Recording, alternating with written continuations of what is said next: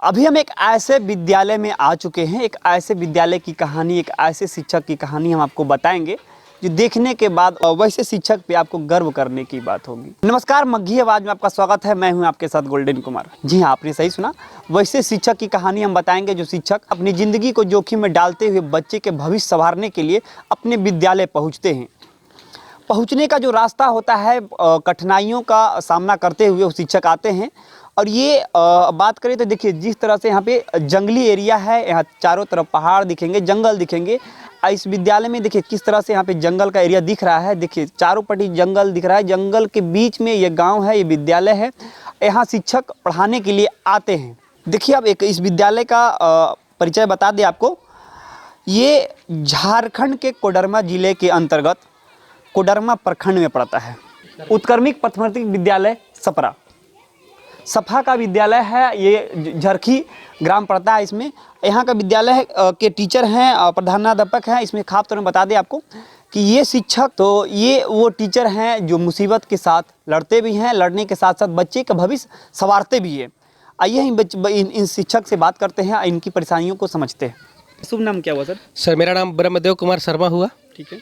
आप कब से इस विद्यालय में पढ़ा रहे हैं? 7/6/2007 से इस विद्यालय में हम पढ़ा रहे हैं। 7 से आप विद्यालय पढ़ा रहे हैं सर। आपके साथ बीच सड़क है, यहाँ पे हर तरफ पहाड़ी ही पहाड़ी देखने को मिलता है, जंगल एरिया है जी। रोड वगैरह तो सड़क वगैरह इधर नहीं देखने को मिलता है जी। तो किस कठिनाइयों के साथ आप बच्चे के साथ पढ़ाने के लिए आते हैं सर? सर कठिनाइयाँ तो बहुत सारी हैं, लेकिन कठिनाइयों को लेकर के रोना ये अच्छा नहीं रहेगा बच्चों के लिए, है ना। तो सर 2007 से सर हम 2014 तक सर हम पैदल आते थे। 10 बजे जब विद्यालय रहती थी तो 8 बजे हम घर से निकलते थे सर, और 10 बजे टाइम से विद्यालय पहुंचते थे। उसके बाद 2014 के बाद से सर हम अभी बैक से आते हैं। अगर बीच में नदी पड़ता है सर, और नदी में जब पानी जब होती है तो एक बगल में रास्ता है सर, इतना काफ़ी ख़राब रास्ता है जिससे आना मतलब जोखिम आज जो है जान जोखिम में डाल करके आते हैं हम लोग सर। जब रास्ता नहीं रहता था उसके बाद भी आप लोग आते थे पढ़ाने के लिए जी। तो कैसे मुसीबत झेलते थे? जब 2007 में अब विद्यालय जब फर्स्ट बार आए तो कैसा लगा था उस समय जब आए थे आप?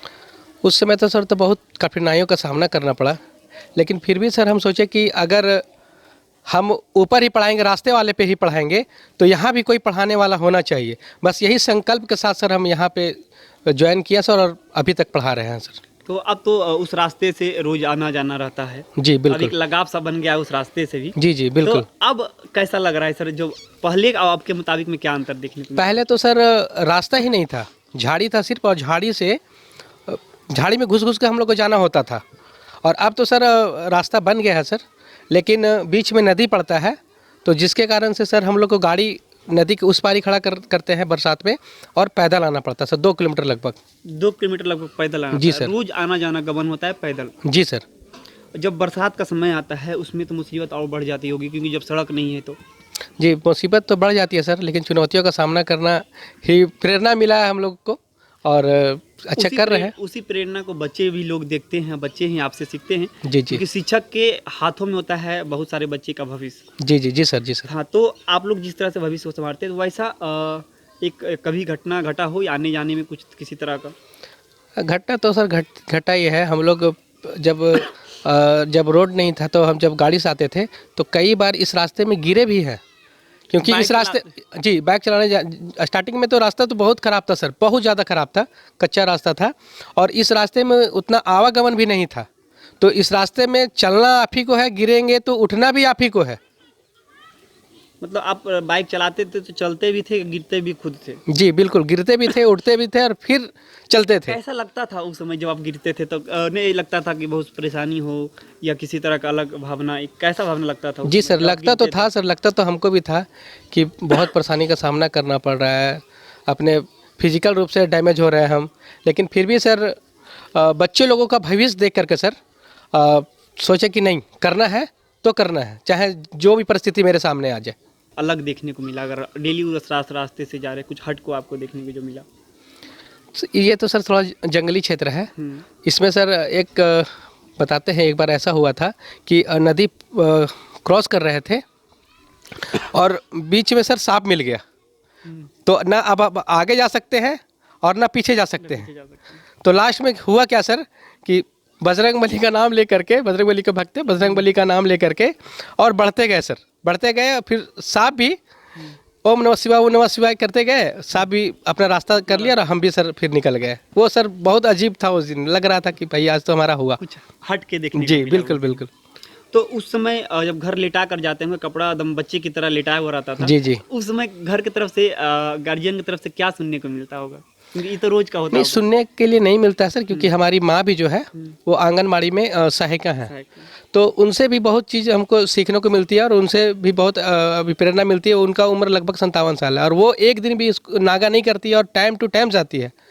उन्हीं से सर हमको प्रेरणा मिलती है और हम भी चाहते हैं कि उनके जैसा करके दिखाएं। आज तो बच्चे भी होंगे जी। अगर जिस तरह से इस तरह का अभी माहौल बना हुआ है, जिस तरह से अभी पानी बरसात के समय में जी अभी भी आप वही स्थिति है, उसी रास्ते से गुजरते हैं। जी। और जब बच्चे जाते हैं तो बच्चे क्या कहते हैं इससे?